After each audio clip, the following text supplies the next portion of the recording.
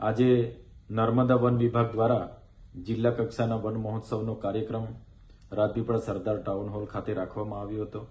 આ કાર્યક્રમને લઈને નર્મદા વન વિભાગના કોઈપણ અધિકારી દ્વારા મને આમંત્રણ પત્રિકા કે ટેલિફોનિક જાણ સુદ્ધા કરવામાં નથી આવી અને એક સરકારી પ્રતિનિધિ હોવાના નાતે પ્રોટોકોલ પ્રમાણે એમણે મને જાણ કરવી જોઈએ તે નથી કરી।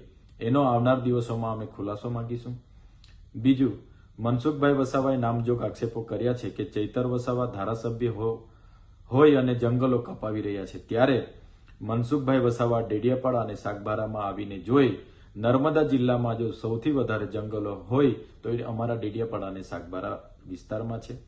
આજે પણ અમારા આદિવાસી સમાજ જંગલ સાથેનો નાતો છે। આજે પણ ડેડિયાપાડાના 46 ગામો અને સાગબારાના પણ ગામો આજે જંગલના ગામો તરીકે ઓળખાય છે અને જંગલમાં વસવાટ કરે છે।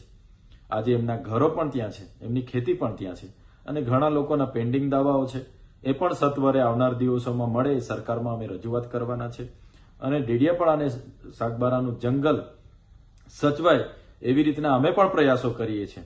મનસુખભાઈ વસાવા, મેં જ્યાં મારું ઘર છે એ ઘર જંગલની જમીન પર અમે બનાવી છે એવા પણ આક્ષેપો કર્યા છે, ત્યારે મનસુખભાઈ વસાવાને હું વિનંતી કરું છું એ જાતે જ આવે અને એની ટેપ પટ્ટીથી જંગલની જમીન ક્યાં છે અને મારું ઘર ક્યાં છે તે માપી લે એવી એમને પણ હું વિનંતી કરું છું।